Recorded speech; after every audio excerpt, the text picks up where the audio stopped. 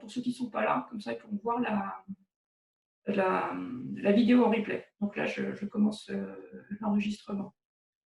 Donc effectivement, hein, vous l'avez vu, hein, on est 2 animateurs sur ce cours.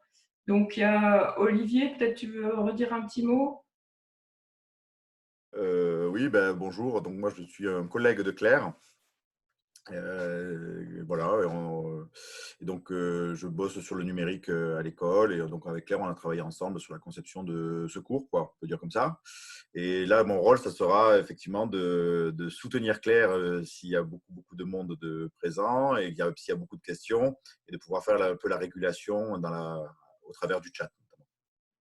Voilà. C'est ça, Claire? Parfait. Donc Claire, bon, bah, du coup, vous avez vu un petit peu. Donc moi, je suis prof à l'école et je m'occupe des formations météo. Voilà. Pour ce cours. Donc rapidement pour cette vidéo, hein, je répète un peu ce qu'on a dit là depuis le début. On vous demande de couper vos micros dans un premier temps pour éviter les bruits de fond. Par contre, si vous voulez parler, bah, bien sûr, vous activez votre micro, vous prenez la parole. Et la solution la plus simple aussi, ça peut être tout simplement de lever la main ou de poser votre question dans la messagerie à côté. Voilà. Ce qu'on voudrait donc faire alors bah, déjà bienvenue au cours météo marine en ligne. On est vraiment très content de vous accueillir pour ce cours et vous êtes nombreux, donc les échanges vont bon train, c'est super intéressant. Alors, d'abord, un petit tour d'horizon sur le. Alors, je vais partager mon écran sur la plateforme. Un petit tour d'horizon technique et puis après, on va rentrer sur les aspects plus pédagogiques. Alors, est-ce que vous voyez mon écran là? Ouais, ok. Moi, oui. Ouais, super. Oui, oui. Merci. Parfait.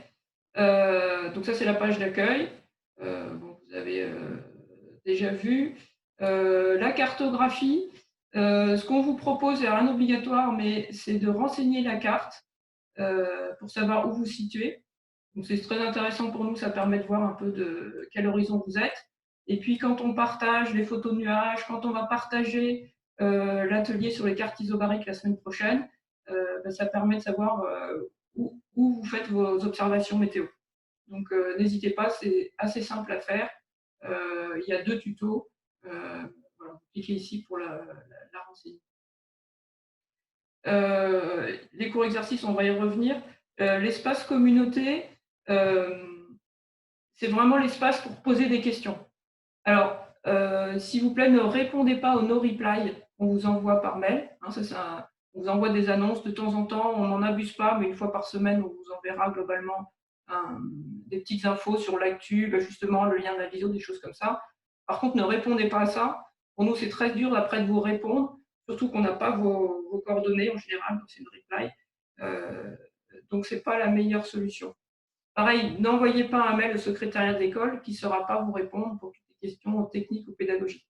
Donc vraiment, quand vous avez une question, il y a 2 choses.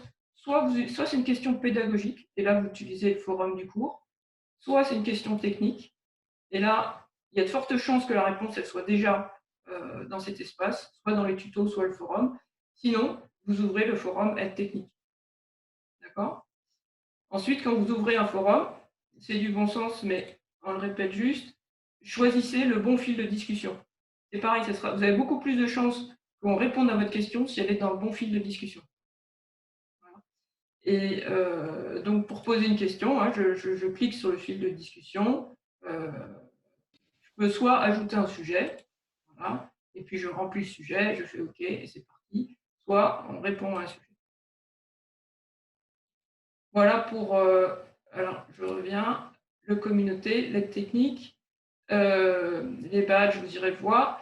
La médiathèque, vous pouvez aller voir le portail météo et notamment les prévisions. Là, c'est une cytothèque qui peut vous aider pour faire les observations, les prévisions. Et tout ça. Donc vous irez, vous l'avez peut-être déjà fait, vous prenez dans les différents onglets. Je reviens à l'onglet principal qui est cours et exercices. Pour l'actualité, vous avez l'agenda. Là, on a mis le lien vers la visio qui est là, on essaiera de le mettre à chaque fois. Les actus, elles sont ici. En gros, on vous dit ce qu'il y a à faire cette semaine. Voilà.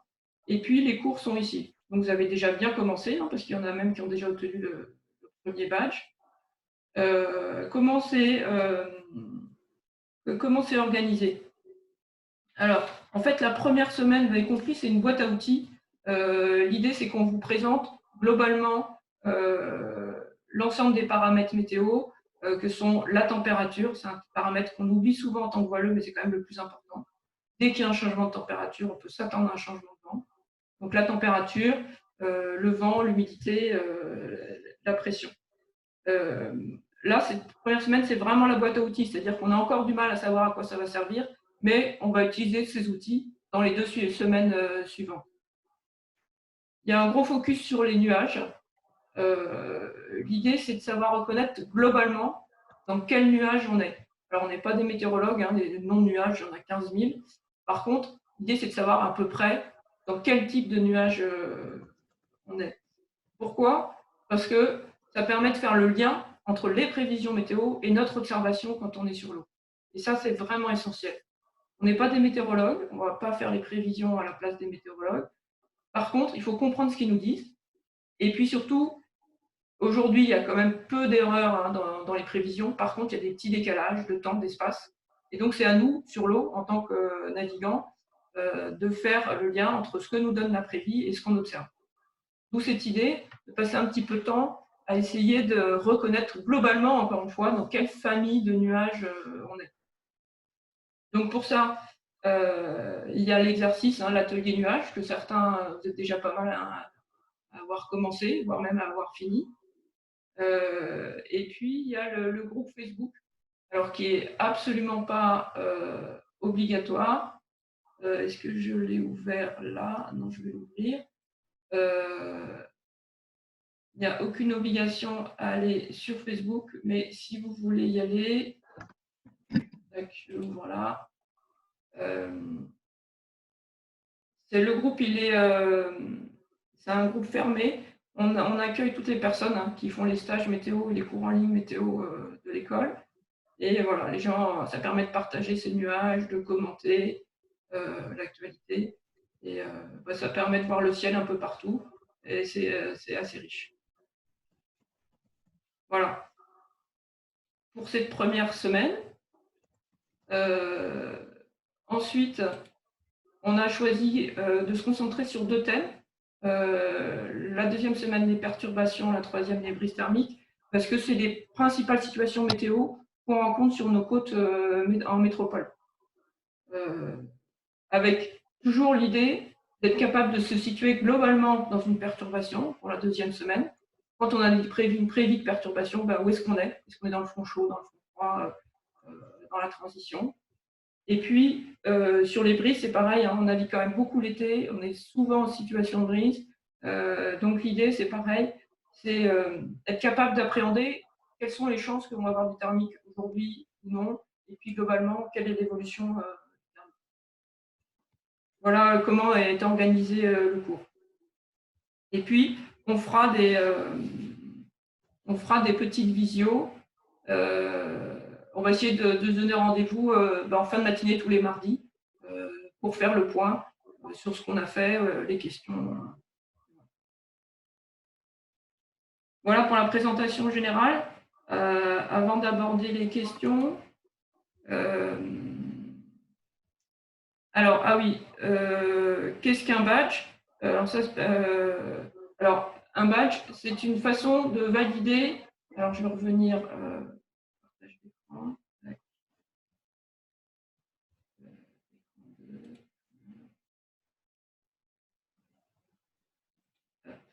Voilà, vous revoyez mon écran. Un badge, c'est une façon de valider ce que vous avez fait. À chaque fois, on vous explique, pour valider le premier badge, ça s'appelle les clés de la météo, vous devez faire l'atelier, avoir 15 au quiz, vous avez des conditions à chaque fois. Et quand vous avez validé les 3 badges, ça veut dire que vous avez validé le cours météo. Et on vous enverra une attestation par mail. Voilà. Est-ce qu'il y a d'autres questions d'ordre technique? Ouais. Montre-leur du coup où ils peuvent suivre leur badge. Ah oui, alors pour suivre votre badge, il y a deux solutions. Soit vous cliquez là, tout simplement, pour l'onglet badge là, ou alors sur le côté, gestion des badges, ici. Non, pardon, badge de l'espace de travail. Alors moi, je suis sur l'interface administrateur. Je vais peut-être me mettre sur une interface stagiaire, ce sera peut-être plus simple pour vous.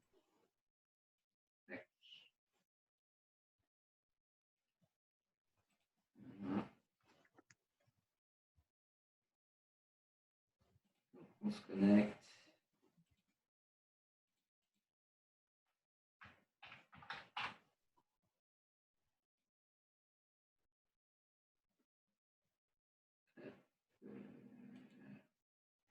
Voilà votre interface. Et donc là, vous avez un petit onglet patch de l'espace de travail à gauche qui vous dit où vous en êtes. Donc voilà, là, moi j'ai les badges attribués au fort. J'ai un peu triché. Hein. Voilà, votre interface.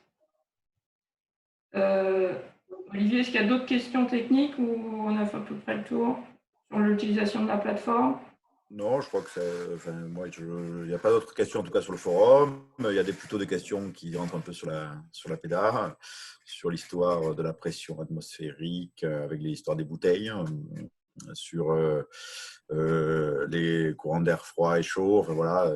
Donc, il y a quelques questions là-dessus. Mais bon, ça, je pense que après, si tu as envie de les reprendre, tu me dis. Alors, je voulais répondre. Voilà. Ouais, pardon. Vas-y, vas-y. Non, sinon, il n'y a pas d'autres questions techniques. Ok, Par contre, super. il y a peut-être moi j'ai un point technique. Du coup, je pense qu'il y a des questions que vous avez envoyées qu'à Claire là dans le chat parce qu'elles ne paraissent pas pour tout le monde. Mettez-les pour tout le monde ou mettez-les moi à moi pour que je puisse les relayer s'il y a besoin. Parce que Claire, sinon, elle a beaucoup de choses à faire là. Voilà. Je me tais, Claire. Non, très bien. Moi, il y a une première question à laquelle je voulais répondre, qui est une question dans le forum. Alors, je lis la question au sujet des nuages. Dans l'air chaud, l'eau se trouve sous forme de vapeur, c'est logique, et il y a donc peu de risque de pluie. Mais l'air chaud est celui des dépressions. Pourtant, il me semble qu'il y a bien plus de précipitations sous une dépression que sous un anticyclone. Alors là, on est bien d'accord, hein, il y a plus de précipitations dans une dépression. Et donc la question, pourquoi il pleut quand on est dans cet air chaud? Alors, c'est vraiment une bonne question. Il y aura des éléments de réponse aussi la semaine prochaine, hein, puisqu'on va aborder les perturbations. Mais déjà, ce qu'on peut dire, c'est que ce qui est compliqué dans la météo, c'est deux choses. C'est d'abord que c'est un film, la météo. Donc, ça évolue très vite.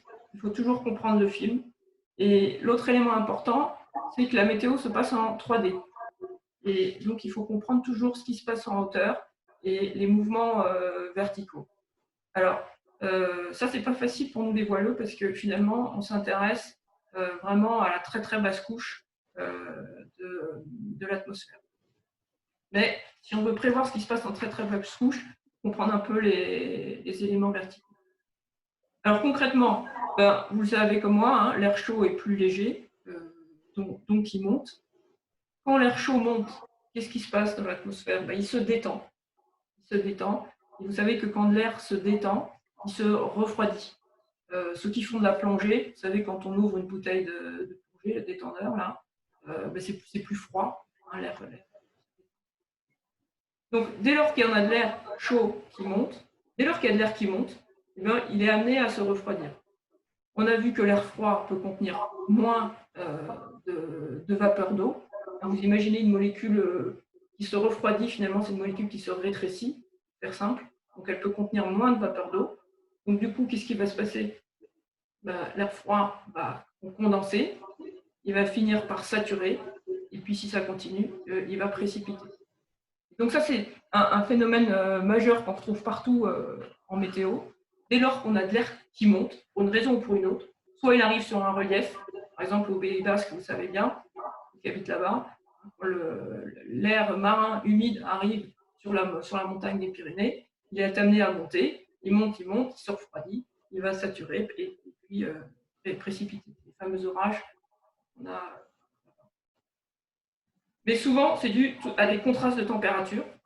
Vous allez le voir aussi la semaine prochaine avec les histoires de chaud et froid.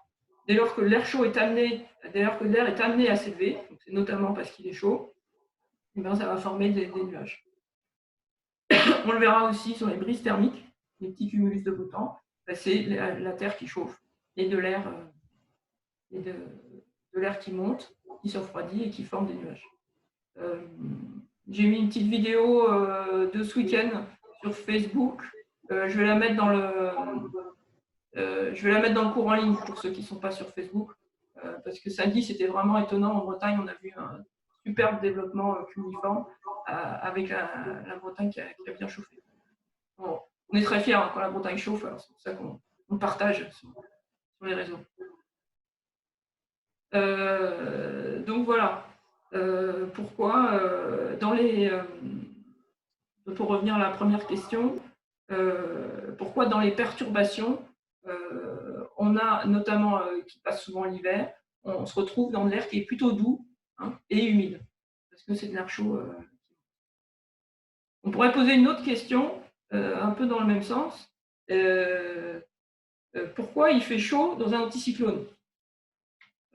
On pense, nous l'été en général, on est tous à attendre l'anticyclone des Açores pour avoir du beau temps, du temps chaud et sec. Alors qu'on l'a vu dans le cours, là, un anticyclone, c'est plutôt de l'air froid. Alors c'est pareil, il faut toujours se représenter en météo, tout est relatif. C'est-à-dire que pour nous, ça peut être chaud, mais c'est quand même de l'air qui est plus froid que son environnement. Alors ça, on le comprend bien avec l'anticyclone des Açores, l'anticyclone de Sibérie l'hiver. Vous voyez, quand l'anticyclone de Sibérie descend jusqu'à chez nous, voilà, il fait vraiment très froid. Là, on se rend vraiment compte de la masse d'air froide qu'il y a dans le cyclone de Sibérie. Alors, c'est moins intuitif l'anticyclone des Açores, pour deux raisons. D'abord, c'est lié à la circulation générale. Mais malgré tout, pensez aux nuits d'été, il ne fait pas si chaud que ça quand même. Et on peut considérer, là, on se rend compte que quand même la masse d'air est fraîche. Même si le jour, avec le soleil, ça se réchauffe. Voilà. Donc l'idée, c'est vraiment de bien comprendre le tout par rapport à son environnement.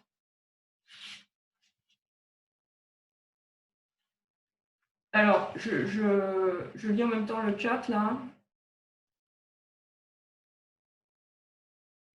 Qu'est-ce qui provoque la haute pression dans le beau temps? Ben oui, c'est ça. C'est de l'air froid qui est plus lourd que son environnement. Et il y a aussi la circulation générale. Bon, ben là, on ne va pas rentrer dedans aujourd'hui, mais ces histoires de cellules de Hadley avec de l'air finalement qui est amené à redescendre par des boucles. Pour aller vite, on a de l'air chaud qui, si on regarde à l'échelle planétaire, on a sur l'équateur thermique de l'air chaud qui monte et puis qui finit par redescendre et qui crée ces fameux anticyclones des Açores chez nous et de Sainte-Hélène dans l'hémisphère sud. Alors, pour se géolocaliser, c'est possible normalement. Hein. Pour le faire, il faut suivre les tutos. Sinon, vous renvoyez un message sur le forum, mais normalement, c'est là-dessus, j'étais en train de répondre à Michel en privé, du coup. Il est possible, alors, comme disait Claire au début de l'intervention, il n'y a pas d'obligation de se géolocaliser. C'est une activité parce que c'est assez sympa de voir où se trouvent les gens et puis ça peut faire des liens avec les activités ensuite que vous pouvez voir par la suite. Par contre, effectivement, c'est lié à un compte Google, donc une adresse Gmail. Donc, effectivement, il est possible que vous ne puissiez pas vous géolocaliser si vous n'êtes pas connecté à votre compte Gmail ou votre compte Google. Donc après, ça, c'est la liberté individuelle finalement. Soit vous dites OK, soit vous êtes des anti-Google complets. Et dans ce cas-là, vous ne géolocalisez pas. Quoi. Voilà. Hop, j'ai fini, Claire. Très bien. Je lis la question là. Le vent est un courant d'air froid vers le chaud. D'où vient le chaud? Alors, ça, il y a pas mal de raisons. Hein. C'est à l'échelle planétaire. Pourquoi il y a des zones plus ou moins chaudes, plus ou moins froides. Le gros moteur thermique, c'est quand même le soleil, qui fait qu'il y a des endroits, ça chauffe plus que d'autres. Encore une fois, on le voit en ce moment. Hein. Vous voyez bien samedi chez nous, là, où ça a particulièrement chauffé, et ça crée des beaux cumulonimbus en centre-Bretagne. Alors, l'histoire de la bouteille, alors il faut bien distinguer ce qui se passe. Alors, je sais pas, donc on fait référence à l'expérience de la bouteille dans le bocal. Euh, donc ça, c'est une petite vidéo qu'il y a dans le premier cours, le cours de la semaine. Il faut bien distinguer ce qui se passe dans la bouteille et dans le bocal. Donc, c'est-à-dire que si, donc là, la question, la pression dans la bouteille fait monter l'eau dans le bocal, euh, euh, parce que c'est dans la, parce qu'encore une fois, il faut distinguer dans la bouteille et dans le bocal. Et là, vous pourrez répondre à la plupart des questions. Ce qu'on peut retenir, c'est que globalement, en situation anticyclonique, il y a plus de pression, donc ça fait baisser le niveau de la mer, hein, notamment dans la bouteille là. Donc en gros, si vous échouez, si vous voulez faire du rascaillou en situation anticyclonique, faites attention, parce que ça veut dire que peut-être que le zéro sera en dessous du niveau de celui des cartes, c'est possible, hein. Et inversement, en situation dépressionnaire, il y a moins de pression sur la surface de l'eau. Donc l'eau peut monter plus haut que ce qui est prévu par les marées. Et donc c'est là où on a notamment les phénomènes de submersion, parce que ça ajoute plusieurs phénomènes, ce phénomène-là de surcote, mais aussi en général, il y a du vent, on est en situation dépressionnaire, qui pousse de l'eau, la houle, et donc tous ces phénomènes conjugués. Donc malheureusement, on peut avoir des catastrophes dans ces situations.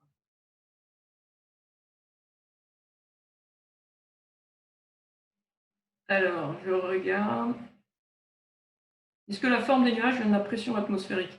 Non, non, la forme des nuages, c'est vraiment une histoire de, de température. De toute façon, la réponse est souvent une histoire de température, hein. Et c'est ce qu'on essaye d'expliquer dans le premier cours, hein. Si on a une situation relativement stable, c'est-à-dire avec de l'air qu'on va dire qui est bien rangé, comme dans un millefeuille, avec du froid en dessous et du chaud au-dessus, puisque le froid est plus lourd que le chaud, à ce moment-là, on va avoir des nuages plutôt stratiformes. Par contre, si l'atmosphère est mal rangée, de façon assez simple, assez simpliste, hein, c'est plus compliqué que ça, mais de façon assez simpliste, c'est-à-dire que pour une raison ou pour une autre, et on le verra la semaine prochaine dans les fronts, s'il y a du chaud, qui se retrouve en dessous du froid, le froid a envie de descendre, le chaud a envie de monter, et à ce moment-là, on va avoir des mouvements verticaux, et à ce moment-là, on va avoir des nuages en forme de chou-fleur, c'est-à-dire de forme cumuliforme.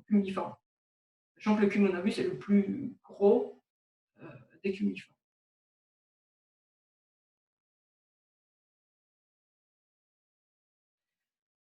Le point de rosée, c'est le point de saturation.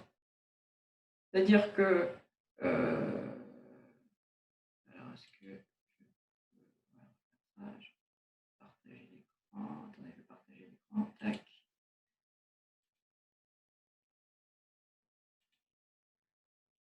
Vous voyez mon écran là? Ouais. Ok. Donc, ce qu'on disait, hein, pour une même quantité de vapeur d'eau, si on descend la température, si la température de la masse d'air descend, petit à petit, la masse d'air peut contenir moins de vapeur d'eau. Donc, qu'est-ce qui se passe? Il y a un moment où l'air va être saturé. Donc là, on voit par exemple une petite molécule d'eau, une petite molécule à 20 degrés. Bah, finalement, on va considérer c'est de l'air sec parce que on n'est qu'à 40%. Lorsque la température descend, on considère que la molécule se rétracte pour aller vite. Donc là, l'air devient humide. Et puis quand on a 12 degrés, eh bien, on est à 100% d'humidité. C'est-à-dire que si on descend encore à 10 degrés, qu'est-ce qui va se passer? Là, pour le coup, il va pleuvoir, parce que la molécule ne pourra pas contenir plus de vapeur d'eau. Et donc, c'est ça qu'on appelle le point de rosée, là, c'est 12 degrés. C'est-à-dire que si on descend en dessous, eh bien, il va pleuvoir, ou en tous les cas, il va y avoir de l'humidité. Et le point de rosée, effectivement, c'est une une notion qui est importante et qui est utile, notamment sur les phénomènes de brouillard. Si on sait que le point de saturation, il est à, je sais pas, 6 degrés la nuit et que les prévisions sont à 7 degrés, par exemple, on se dit, bah, il suffit d'un degré de moins et hop, on est en situation de brouillard. Donc, comme on peut avoir il faut toujours imaginer, toujours laisser une petite marge de manœuvre. Ça permet de savoir si on est proche ou pas de la limite de la saturation.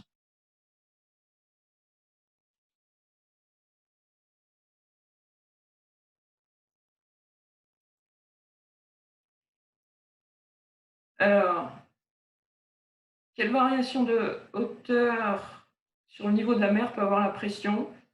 Bah oui, ça a été répondu un peu plus haut, hein, je crois que c'est ça, hein, c'est 1 centimètre par hectopascal. Sachant qu'encore une fois, c'est très théorique parce que tous ces phénomènes sont liés à ce que je vous disais dans les cas de perturbation. Il y a tous les phénomènes qui s'ajoutent, la surcote, les marées, le courant dû au vent, la houle et donc on peut arriver à des surcotes bien plus importantes, que ça.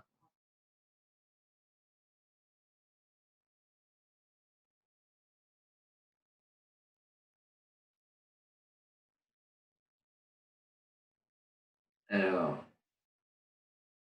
est-ce qu'il y a d'autres questions, sur la météo? Je lis en même temps le chat, là.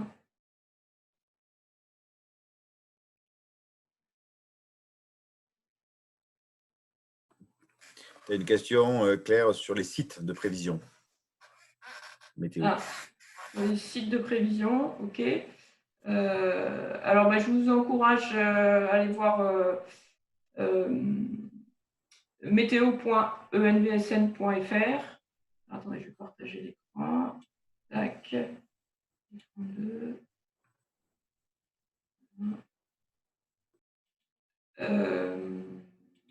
Là. Voilà, donc comme je vous disais, alors soit vous pouvez cliquer directement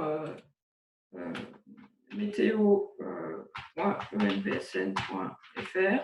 Donc là, vous arrivez. Ah, pardon, je n'ai pas mis de point.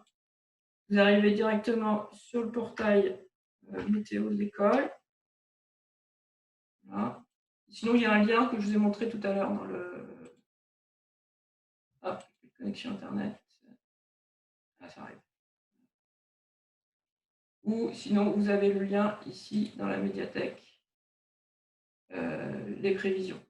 D'accord. Donc, vous arrivez là. Donc ça, c'est assez subjectif, hein. C'est une cytothèque qu'on essaye d'actualiser. Globalement, c'est les sites qu'on utilise, les sites météo qu'on utilise, nous, à l'école, en formation. Alors, ça évolue assez vite. Voilà, nous, on essaye de mettre ce qu'on utilise.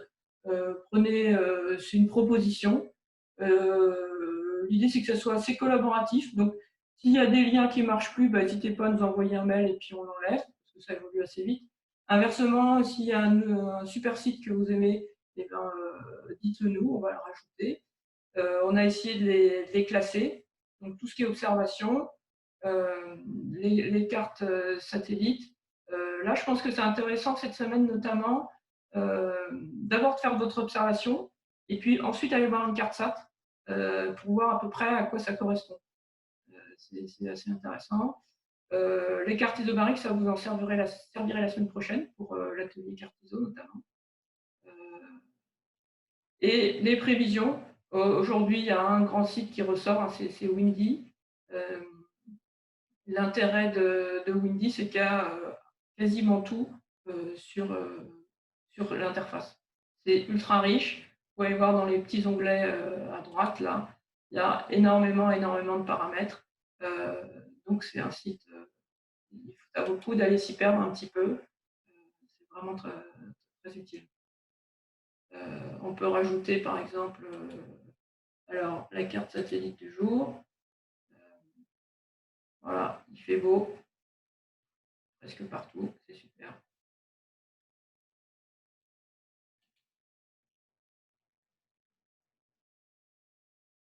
Alors, les différents modèles, on ne va pas en parler dans ce cours en ligne. parce qu'on ne peut pas tout faire, mais c'est vrai que c'est une question vraiment importante.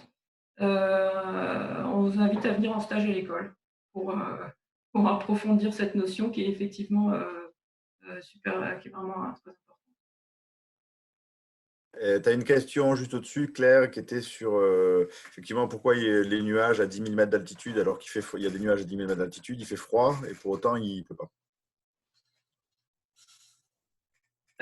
Il pleut pas parce que c'est de la glace. Et c'est pour ça que c'est des nuages très blancs en général. Et c'est pour ça que les nuages voilà, en altitude. Ok. Une question pour le cours sur les vagues. Euh, le cours sur les vagues, il commence bien le 25, je vérifie en même temps. C'est ça, non, je crois. Ça, je sais pas. Je vérifie, mais je crois que c'est ça. Oui, il commence bien le 25 avril, le cours sur les vagues. Donc, certains sont déjà inscrits. Vous pouvez encore vous inscrire, ceux qui le souhaitent, c'est jusqu'au 21 avril l'inscription. Et si vous n'êtes pas inscrit, il n'y a pas de problème. Vous faites comme vous voulez. Il y a une question, Claire, sur l'accès au forum après la formation. Ah, est-ce que vous aurez encore accès au forum après la formation?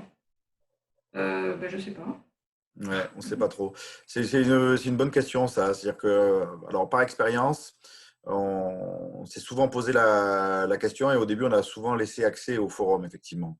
Et en fait, on s'est aperçu ils étaient très, très, très peu utilisés. Et par contre, ce qui fonctionnait de manière à côté, c'était plutôt la communauté Facebook, voilà, ces groupes-là qui ont continué à vivre, qui ont été un prolongement finalement des échanges qu'il y avait pu y avoir sur le forum. Ceci dit, là, il n'y a pas de décision prise. En fait, je pense que s'il y a une demande forte et un besoin fort, parce qu'il y a un échange et une communauté qui a envie de continuer à échanger sur le forum, je pense qu'il n'y aura pas vraiment de souci à vous laisser collaborer, continuer à échanger là-dessus. Voilà. Après, c'est sûr que ça enchaîne les différentes promos ou des différents groupes. Et alors, parfois, finalement, il y a un travail où ça purge, disons, les forums en enlevant soit les questions qu'on souhaite qu'elles reviennent dans les forums, soit les échanges qui étaient vraiment liés à une communauté, quoi. Voilà. Bon. Donc, il n'y a rien de tranché là-dessus. Hein, on peut le dire comme ça, Claire. Oui, oui, oui. J'aurais fait la même réponse. En même temps, on sera ravis si jamais vous les faites vivre, hein, ces forums. Vous avez vu qu'il y a plusieurs forums. Hein. On a ouvert d'ailleurs des nouveaux forums qui n'existaient pas au début, suite à la demande. Notamment, on ne parle pas de la Méditerranée parce qu'on ne peut pas tout faire, mais on a ouvert un forum où il y a pas mal d'échanges. Il y avait des questions aussi sur les logiciels de météo, navigation. Donc c'est pareil, on a ouvert un forum. Euh, donc si vous voulez qu'on ouvre un forum sur un sujet type, c'est toujours super riche. Hein. N'hésitez pas à nous interpeller sur ce sujet-là.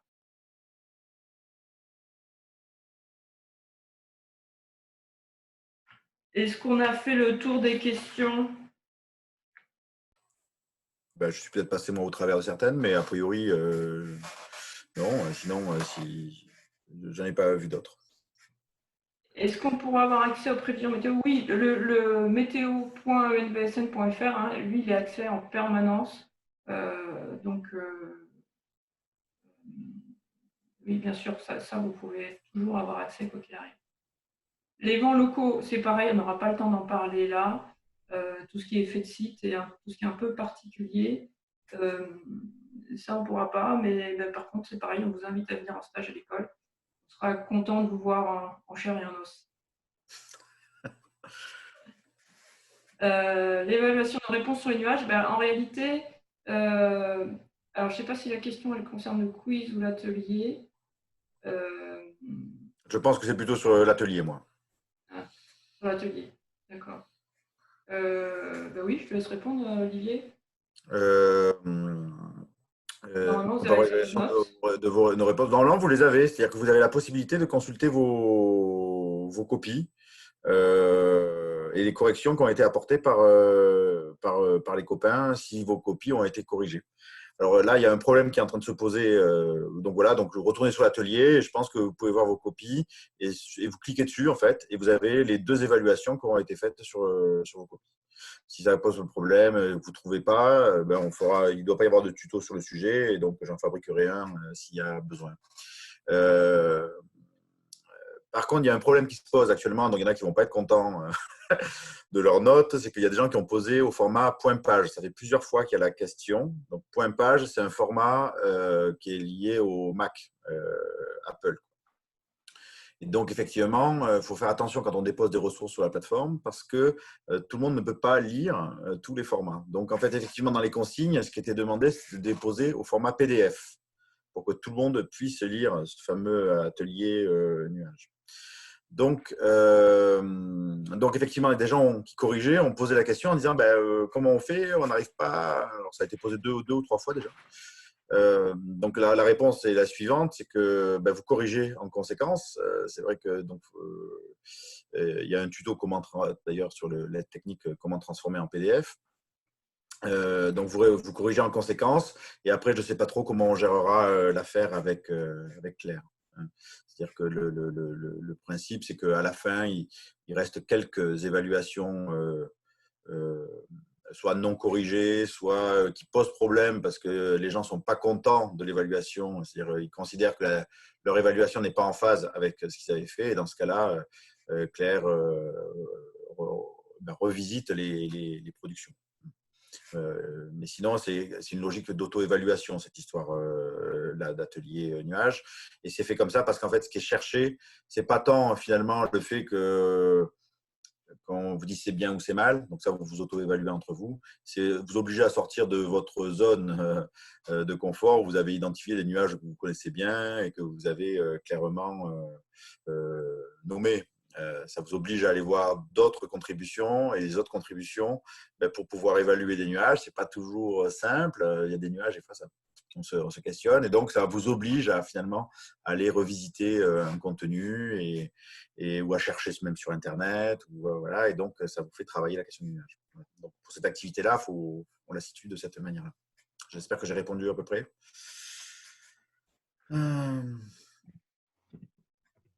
Alors, quand il n'y a pas de nuages, normalement, ça devrait venir quand même dans la semaine. On devrait trouver des nuages. Si vraiment, vraiment, nous on ne connaît pas trop ça chez nous, mais vous avez une tempête de ciel bleu pendant 15 jours, prenez une photo sur Internet et puis voilà, ou une webcam, et faites votre analyse comme ça. Alors là, j'ai une question de Chris. Alors, tu peux peut-être prendre la parole parce que je ne comprends pas très bien ce que tu veux dire, mais on a le corrigé des copies qu'on a corrigées. Donc, Chris, vas-y, ouvre ton micro et exprime-toi face à Claire et moi. Ouais, Chris.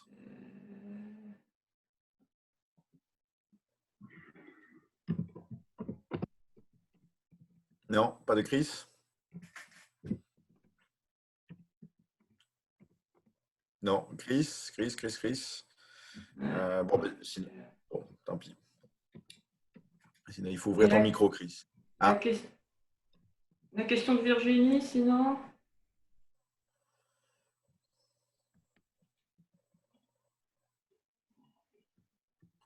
Pas trouver les notes et les copies à corriger.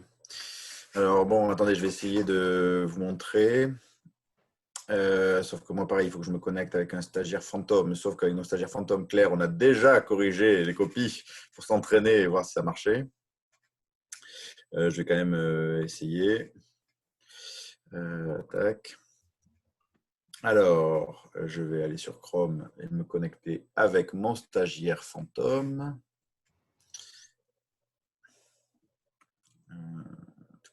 Ou alors ici, météo.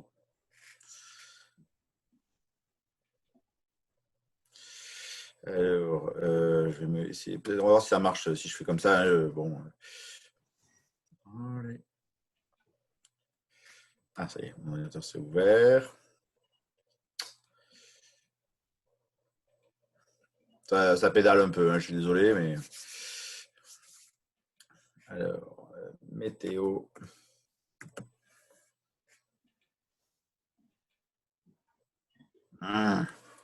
Excusez-moi, je râle. Allez. Là, c'est moi. Bon, voilà, ça. Bon, sinon, je vais y aller par là. Connecté en tant que stagiaire.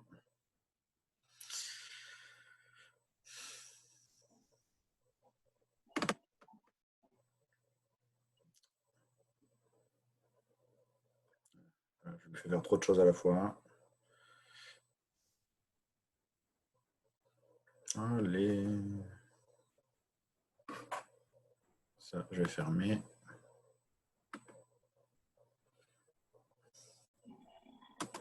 Ah, je suis connecté avec mon téléphone.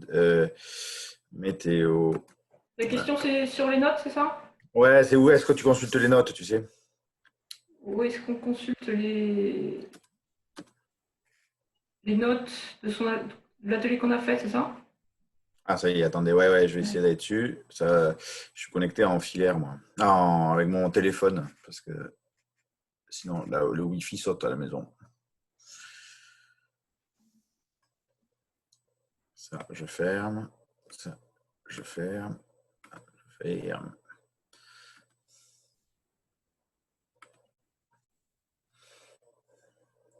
Soyez patient. Voilà.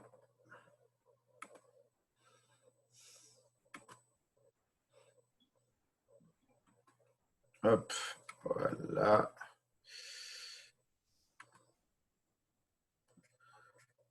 Voilà.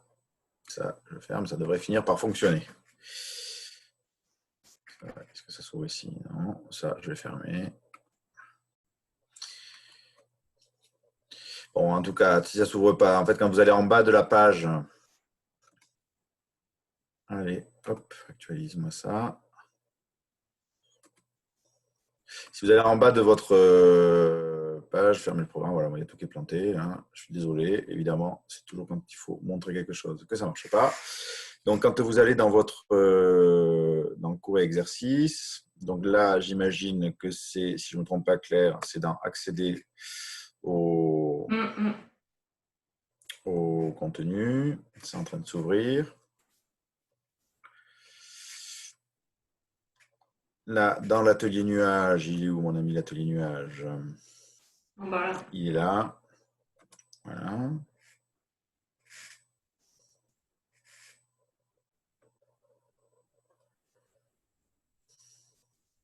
Allez. Ça y est. Hop, attendez, je vous enlève parce que je vous ai en image sur le côté. Là, si je descends ici, bon, vous avez toute l'activité, etc. Et là, je peux voir ma copie. Je vais la voir ici. Si j'ouvre ça, là, effectivement, j'ai ma copie qui a été corrigée.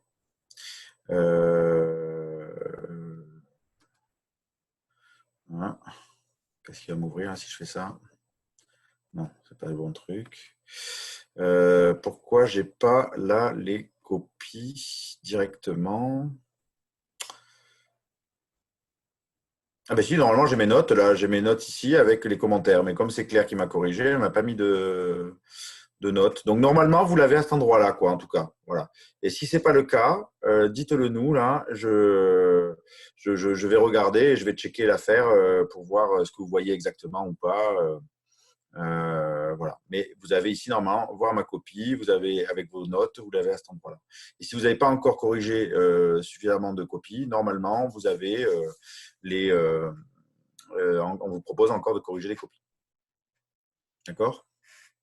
Ah, merci Michel. Michel me dit Virginie a trouvé et ça marche bien, je l'ai testé. Ouf! Me voilà rassuré. Surtout que là, quand ça part mal comme ça, vous avez les ordinateurs qui n'y a rien qui veut s'ouvrir à la fin, c'est forcément un fiasco. Donc là, c'est finalement une sortie honorable. Merci. Bon, est-ce qu'il y a d'autres questions?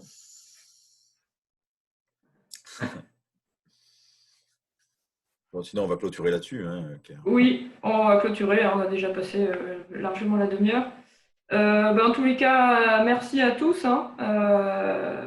Encore une fois, nous on est ravis de voir que vous avez faim. C'est normal. La météo, ça creuse. On est ravis de voir que ça échange sur les forums, le Facebook, vos productions. L'atelier Girouette aussi, il y a des productions, donc ça fait vraiment plaisir. Je reviens à ce que je disais au début. N'hésitez pas à nous interpeller sur les forums, que ce soit le forum technique ou le forum du cours. Et puis, a priori, on refait un point pareil, si ça vous va, mardi prochain, en fin de matinée. Ça vous va? Ça vous va? Bon, super. Super. Bon appétit. Et puis, bonne semaine, bonne formation. Regardez les nuages. Hein, à défaut de regarder l'eau, déjà regardons les nuages. Et puis, à très bientôt alors. Ouais. Au Au revoir. revoir.